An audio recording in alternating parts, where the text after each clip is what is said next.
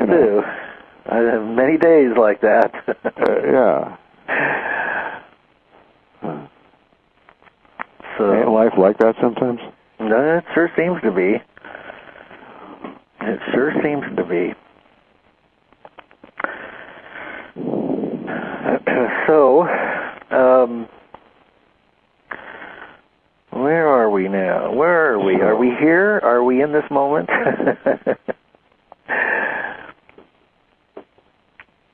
This moment, the only moment that's available to us, is a wonderful moment.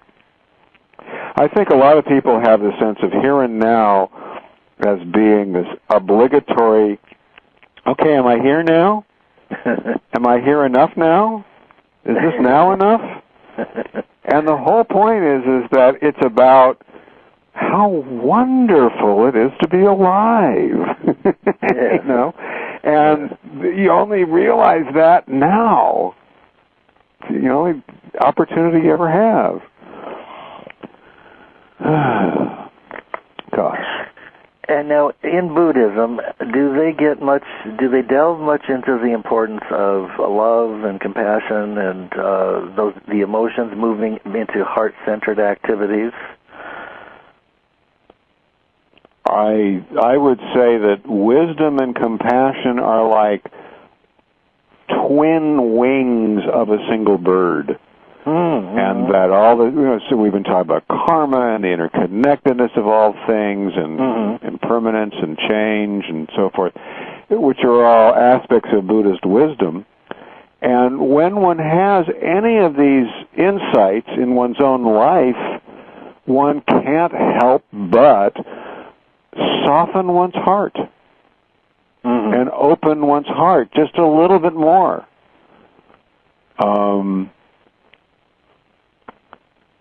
It's the recognition that if this is the way things are, interconnected, impermanent, embracing all of the universe, and a wonderful opportunity, one recognizes that it's bound up with everyone else's happiness too.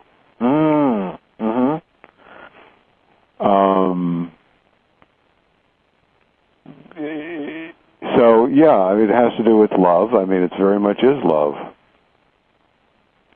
Not in necessarily the sense of the romantic setup for failure.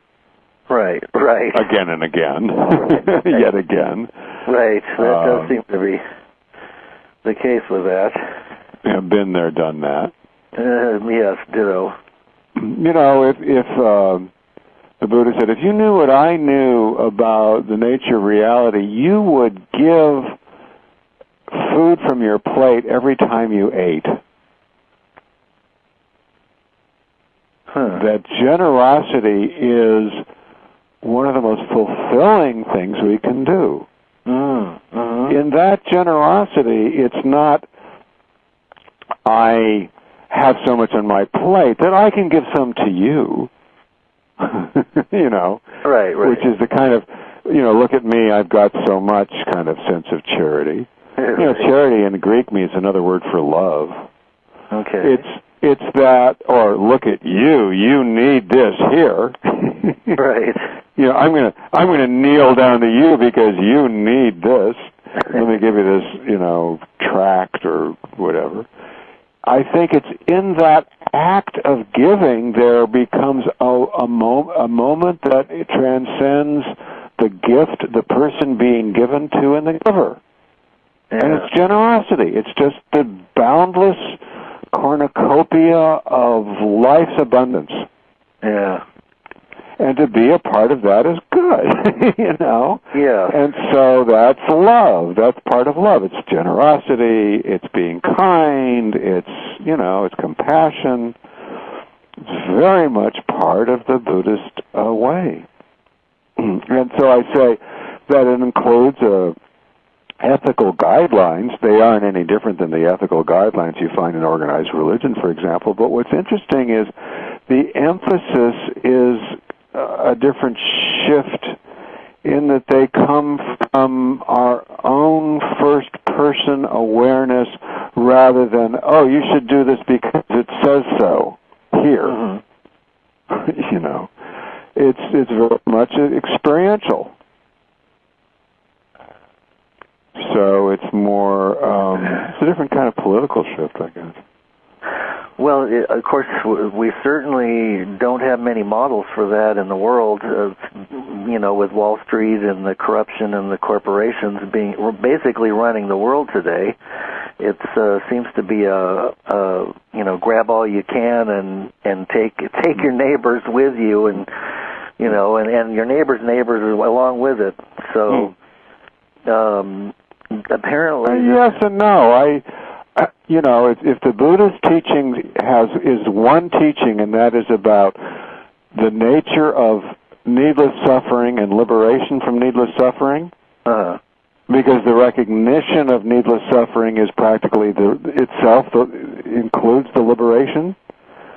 It depends which side of the equation you emphasize, and we tend to emphasize the greed, the fear, the ignorance, the poisons, whereas I think that we're back to this thing about the happiness revolution. We're discovering that if you step aside from the media, where if it bleeds, it leads, you know, sex sells, cynicism is good. If you step aside from those poisons of mainstream media and such, I think you'll find that we're living in an incredible time of not just hope, but of positive movements and actions. I can think of, I agree with you. I can think of two recent books. The most recent is by Rebecca Solnit, which is about this. A more recent, and also one this year, Paul Hawken. I haven't heard of Hawken, Solnit, Solnit. I can put these up, by the way, on the Yahoo group for the people that listen that are part of the conference.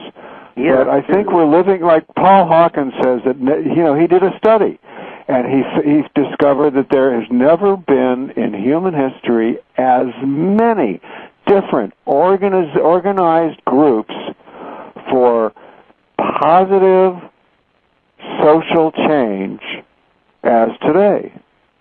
And it is occurring under the radar of the politicians and the media.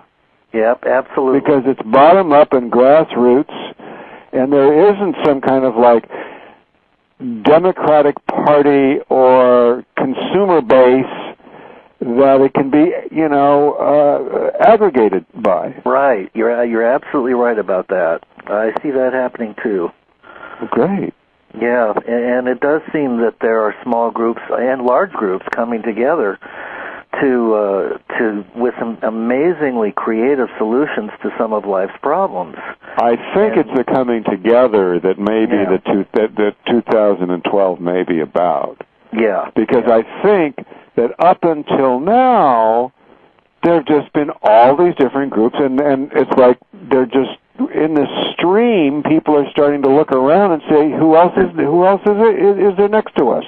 Right. Who is, you know, who's over there? Who's over there? Yeah. Oh, you here too? You doing this too? Yeah, I like that. Oh, well, you know, it would be easier if you and I got together. Yeah, absolutely. It wouldn't be as heavy to lift. You get this corner, I'll get this corner. Oh, it's easy. Absolutely. So, you know, I mean, and in times of uncertainty such as today, and in times certainly of upheaval as today, it isn't that there is more suffering than ever before. I think suffering is like this constant factor, like, you know, there's oxygen. Yeah. But we become more aware of it. Yeah. We become more aware of, you know, why is there all this unnecessary, you know, suffering? Yeah. And it does seem that there is an awakening in process as well. I see that myself, I don't know what the speed of it is or the rapidity of the awakening is, but it's definitely happening, and it's increasing exponentially. Well, you know, for those who don't know, the word Buddha means awakening. All right. All right. It's like an epithet given to this man in India named Siddhartha Gautama, who woke up and or was himself an awakener, right, who taught about the awakened capacity of all things. You know, he said, what I did, you can do too, because the seeds of awakening are everywhere and within everyone. Well, Gary, with that, I think that's a good place to segue off into finding out more about where people can reach you on your website, because we're out of time. Never enough. And it happens slow and fast. Word.to is my website, word.to. Okay. And I will be present in the Zany Mystic Yahoo group, which is called Awakening Cosmic Consciousness. That's right. Well, Gary, thank you so much for being on the show and writing such an incredibly wonderful book and sharing your wisdom and your insights with us. I'm absolutely thrilled to talk to you. Lance, it's mutual, and thank you. All right. And thank all the listeners. I love you all. And good night, Gary. Good night to all the listeners. Have a great... Good night, all, and be well. Okay. Bye-bye. I have many days like that. Yeah. So, ain't life like that sometimes? No, it sure seems to be. It sure seems to be. So, where are we now? Where are we? Are we here? Are we in this moment?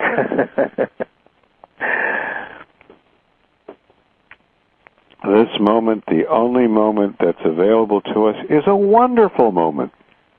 I think a lot of people have the sense of here and now as being this obligatory, okay, am I here now? Am I here enough now? Is this now enough? And the whole point is that it's about how wonderful it is to be alive. You know? And you only realize that now. It's the only opportunity you ever have. Gosh. And that all the, so we've been talking about karma and the interconnectedness of all things and impermanence and change and so forth, which are all aspects of Buddhist wisdom. And when one has any of these insights in one's own life, one can't help but soften one's heart. And now, in Buddhism, do they delve much into the importance of love and compassion and the emotions moving into heart-centered activities? I would say that wisdom and compassion are like twin wings of a single bird.